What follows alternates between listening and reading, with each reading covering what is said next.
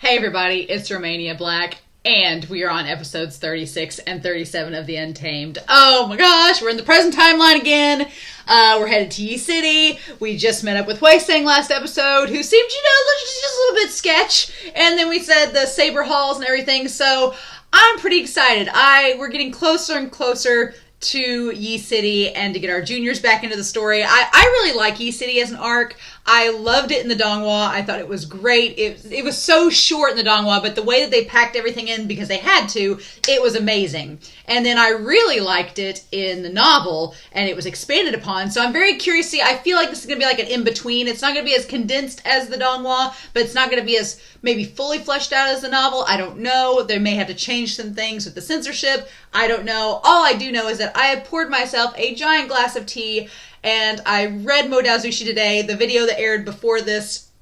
I read chapters 72 and 73, which is back when Ning died today, and I was like, ugh, that was just depressing. So I want some good times with the Untamed, and you would think Yi City would not be good times, but after Ning's death and all that going down, I'll take it. So anyway, I'm pretty excited to see what all is going to happen in these two episodes, and I'm going to try to take some notes, and we'll go from there. But yeah, we're just getting one step closer to Yi City. Our boys, WuXian and Wangji, are in the present timeline. They are together, and, WuXian, he's died, he's come back. He may have realized that Wangji probably likes him, so, there's that too. So, in any case, I'm pretty excited to see what all we're going to get with these episodes, y'all. So I hope you all are too. I'm not going to waste any more time. I'm ready to go. So let's do this, shall we? We are going to start the Untamed, episode 36 and 37. We're going to start that here in 5, 4, 3, 2, 1, and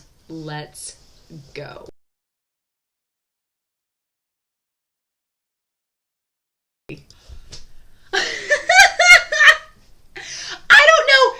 If you're a Chinese viewer watching this show for the first time, and he's right in the middle of explaining how empathy works, and the episode just ends, do you just sit there looking at your screen like, I guess we'll find out next week? Oh, no! I guess we'll just find out whenever we find out. I can't, because it's so different than what I'm used to. I'm glad that a couple episodes ago that y'all told me to watch through episodes 26 to 27 because of a cliffhanger like that. I'm so used to Western shows, like in the US, they have cliffhangers, and sometimes those cliffhangers are hard because you're like, oh, you're going to stop there, but it's never in the middle of a conversation, or when they're in the middle of explaining something, they at least finish the sentence. I don't have a lot of notes because I was so engrossed in these episodes. I'm so happy we're at Yi City, and I'm so happy we're doing empathy. I was hoping... Here's the thing. Censorship is the weirdest thing in this show because it's like they acknowledge that Song is dead. He's just been made into a puppet. But Ning is not dead, but he's still a puppet. I mean, he had skull piercers. How is he not dead? I'm like, he did. And then it seems like they call her Jing in this, but it's Aching. She's maybe dead. Probably dead. But then it's the weirdest thing. The censorship makes them do weird things. But I'm like, okay. And clearly Jingshin's dead.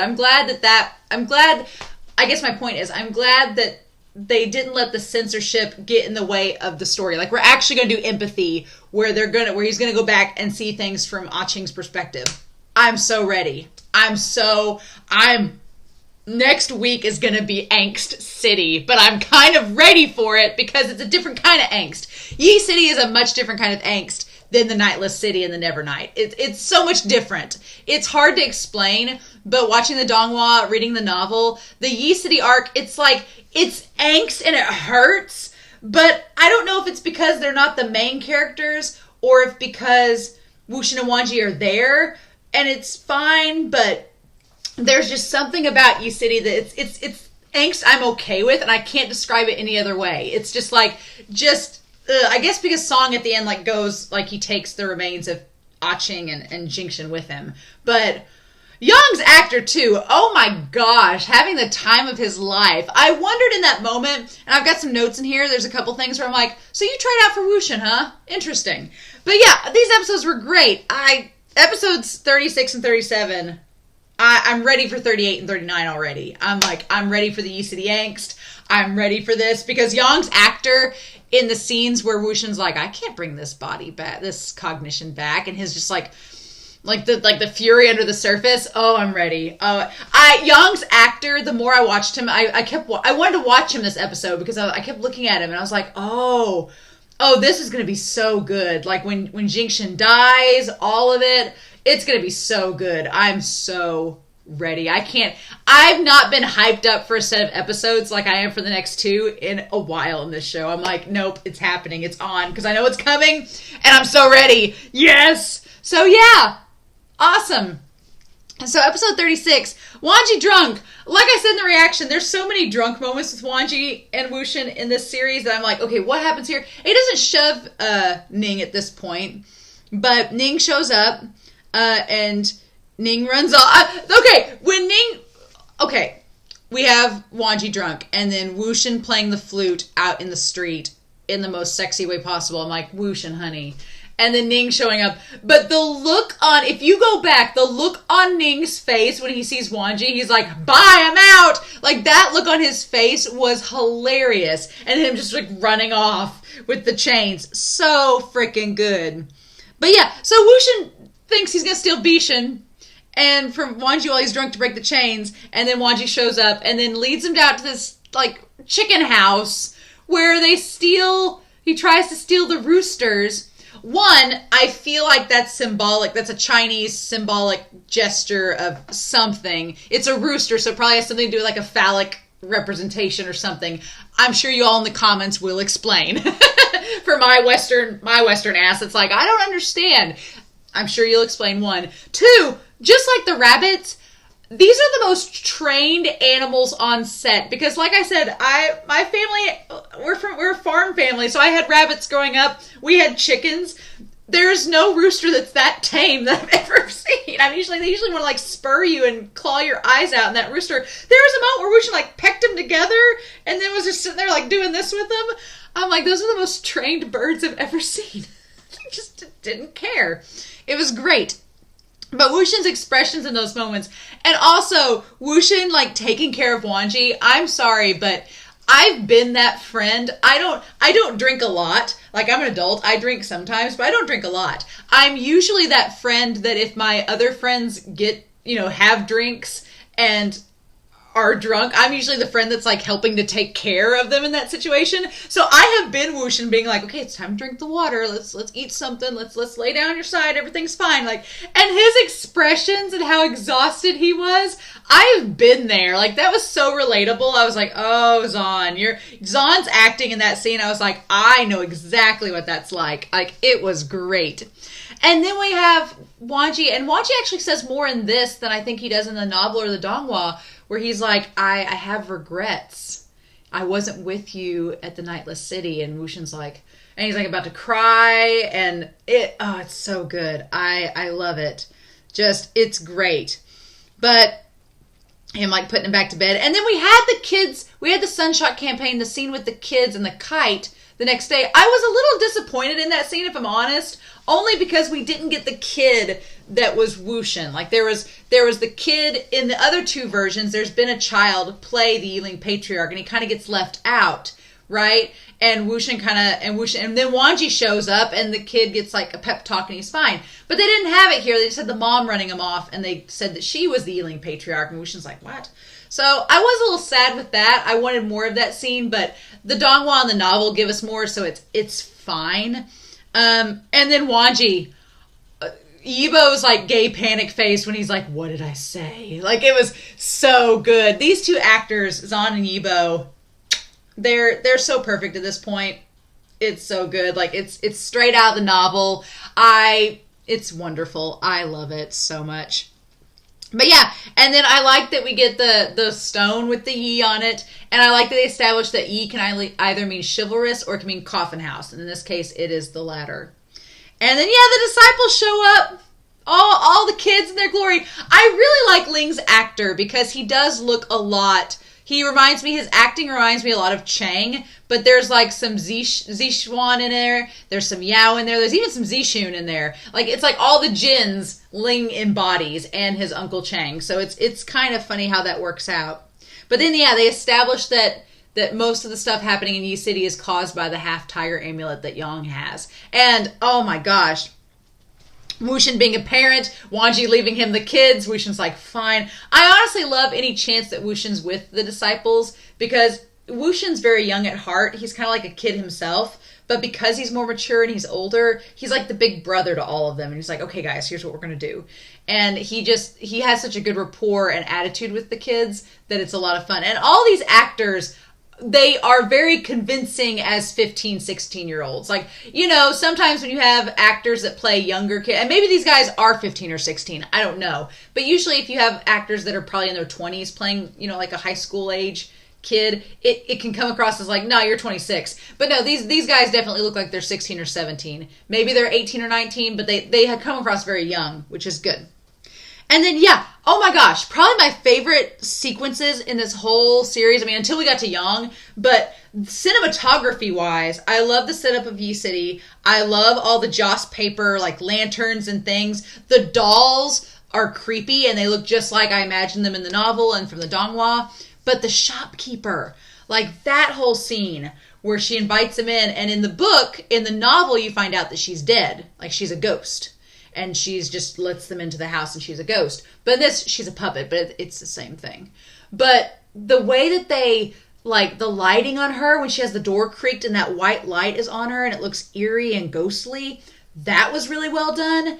And then when Wuxian has that scene with her in the kitchen or in the back room and he helps her thread the needle, and that's when he finds out she's a puppet, Zan's expressions, like that somber expression on his face, like he knows she's dead, and he's just like, like he's figured it out. Like his somber expressions, the lighting of the room, like the greens and the darkness and the shadows and the lighting, it's so effective and creepy and really well done. Like they're like cinematography wise, it stands out. It in that shopkeeper scene, it stands out, and it's really, really cool. I liked it a lot. I really liked it. And then yeah, Sishui and Ling helping, and I love that Wuxian gives Ling 9 kinds of hell because he's like, are you going to help or are you just going to be annoying? And then we have the cat corpse. I will say, I am glad that this series, it was obviously a puppet of a cat corpse hanging, but I'm glad the series was like, yeah, we're not going to go there. Because for a second I'm like, it didn't look realistic, but you got the gist, right? It was fine. I have like Milo and Otis flashbacks where like actual animals died on set filming that series, and I'm like, let's not make that happen here. But yeah, it's all pointing to the fact that it's clearly Huiseng bringing them all together, because they established that somebody is working to bring Ling and the disciples and Wuxian and Wangji together. And the funny thing is that it's almost like, because we know by the end, if you've read the novel or watched the Donghua, I haven't gotten to this point in the novel, but where we find out, but I've watched the Donghua, so I know that it's Huiseng. And so it makes sense, because Huiseng got the disciples from the Lan clan and then baby Ling together, knowing that they're tied to Wangji and Wuxian, and got them to go to Yi City, thinking that would lure Wangji and Wuxian separately to Yi City. What wasn't realized was that they're already, because in the novel it's established that this has been going on for some time, that Huiseng had been planning the corpses. It's been going on for a while. But then in the last set of episodes, Huiseng found Wangji and Wuxian together, so he was probably like, oh, they're already together, so this may be a lot easier than I thought. I thought I was going to lure them separately using Sishui and Ling and the others, but no, they're already together, so they'll probably go to Yi City together, so problem solved. But yeah, it's interesting how that all adds up, and they've all roads converge, right? It's interesting. But yeah, and then Ah Ching showing up. They call her Jing in this. I may call her Jing just because it's Ah Ching though. It's Ah Ching. It's different than Wen Ching. But they call her Jing in this, I guess, to differentiate her. But then, yeah, Yang showing up as, I wrote down Yao, but I meant Zhang showing up as Jingshen. And even had the plastic around his face to make his face look different, more slender. Creepy. Because when he took off the eye, he took off the eye bandage, I was like, that doesn't look like Yang. And then he ripped off the prosthetic, and it's like, oh, it's very, very good. But then, yeah, using inquiry, I wrote down empathy, but using inquiry, and Sishui, the actor playing Sishui is freaking adorable. And I love when Wuxian's like, okay, well then use inquiry, and he's like, ask him this question, and like, you know, Wangji would just sit down and instantly play, but because Sishui's young and relatively inexperienced, he sit down and he's like, here's the question I'm gonna ask. Like, he had to repeat it to himself. It was so adorable. It was so cute. I loved it. I was like, yes, that's amazing. But yeah, and then the probably my favorite part in this set of chapters in the novel is when he asks him the third question, like, who's controlling you? And Sishui's actor, that was so perfect. It was just like it is in the novel, where he's like, the one behind you. Like, that was such a chilling moment reading it in the novel. You're like, and in the audio drama, it was so good. And here, yeah, it was amazing, where he's just like, and then when Yang snaps his fingers and he's like, that's it. It's like, it's so good. It's so good. But yeah, and then Song fighting Ning, they take off. I love that Wuxian's like, don't kick up the dirt. And what do? It's like the first thing they do. How can you help it? But yeah, Yang, when he's just like, his attitude, and the actor that plays him is so freaking good. But when he tells Wuxian that he wants him to put this spirit back together, and Wuxian's like, it can't be done. It's impossible. This person probably wanted to die the way the spirit's in shambles. And the moment he said wanted to die, and you could just see Yang flare up and get angry. At that moment, I was like, oh, this flashback with them is going to be so good. I'm so ready. I'm so ready. I can't wait.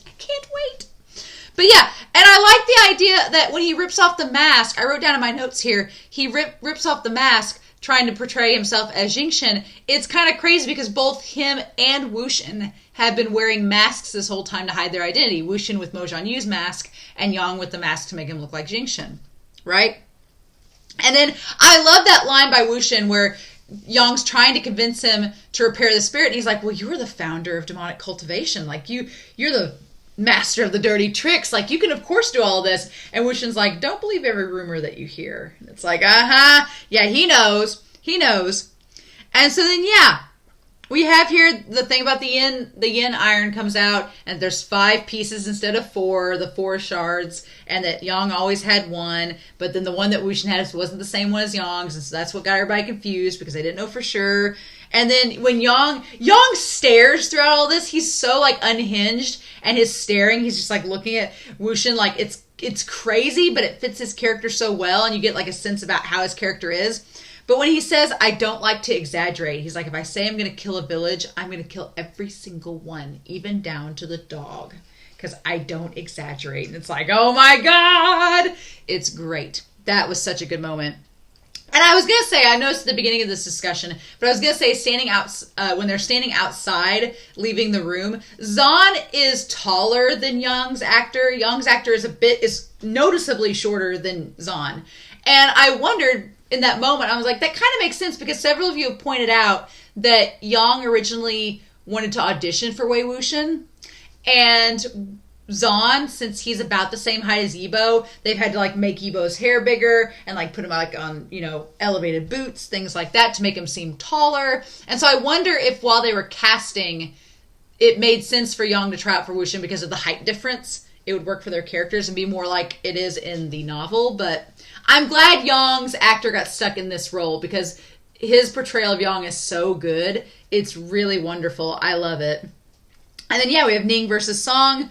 Wuxian. And that's so funny, the part where Wuxian was like, he like looks over and sees Wangji fighting Yang. He's like, okay, bestie. Okay, bae, you got this? Great. And then he sees Ning and Song fighting. He's like, I'm not needed here either. And it's like, he's like, I'm not needed here either, actually. And he turns around and sees all the disciples. And he's like, I'm needed there. I was like, oh, it's so good. It's so wonderful. We got the thing with the kanji and Sijui noticing it was a sense of deja vu. We got inside Sijui's head at that moment.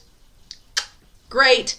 And then, yeah, the Qing, when he says he needs more blood, and all the disciples hold out their arms like, we got it. And he's like, no. She's pretty grisly there. Like she has more blood on her by the end. Like, it just keeps seeping out, and it's so gross, and she's crying it. It's a really disturbing visual. And then, of course, they go to the coffin house and they find the corpse. Oh my God. These episodes were so good. I don't know what else there is to say about it because it's exactly how I envisioned it. Obviously, they had to make censorship changes for the novel because of course they do. But as far as adapting it so far, it's been really, really well done. And what can we say about Yibo and Zahn's acting? Yong's actor is amazing. I'm really, really excited to see these next 2 episodes because we're going to be going into... Because it's episodes 38 and 39. We'll only have these 2 episodes and then 11 afterwards. So I'm guessing that we'll probably do the next 2 episodes of the flashback, because that's a good hour and a half to cover the flashback. And then probably episode 40, we'll start rounding out E-City and then moving on into the final event. Oh my God, we're nearing the end. No! But, God, E-City's so good. It's so good. And who knows, it might spend some extra episodes on it, but I cannot express to you all how excited I am for the next 2 episodes because I love the E-City arc. It's really great. The whole dynamic with Yang and Jingxin and Aching. I'm ready for the candy scene. I'm ready for the rooftop, them fixing it and getting better. When Song shows up, I'm ready for that. The angsty death, him cutting his throat. All of it, I'm ready. I'm so ready. And the good news is I've watched the Donghua version and I've read this part in the novel because this part is like really early on in the novel. So unlike after Yi City at this point of the show, I have no clue what to expect because I've not gotten to that part of the novel. I only know from the Donghua, and the Donghua was a bit rushed. So after this whole Yi City arc, I'm not going to know what to expect at all because I've not gotten to that point in the novel.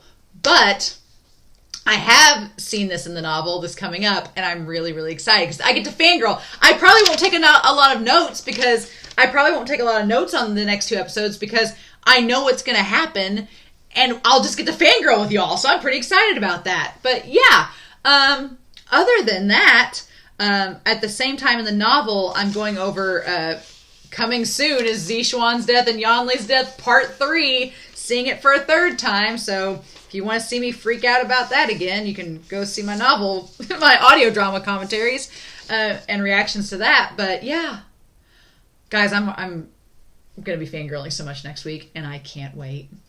Zahn's acting this episode was amazing. Yibo's was wonderful. The juniors, they're all great. Ah-Ching, I'm ready for her story. And then Yang is just so ready for him in Song. So ready. So I'm curious to know your thoughts down below, what you guys thought of these 2 episodes. These were great. But yeah, I'm going to go find a thumbnail for this, get it all together. And in the meantime, I hope you all have a wonderful week. Please stay safe, take care, and yeah, I'll be back very soon with episodes 38 and 39 of The Untamed. Bye.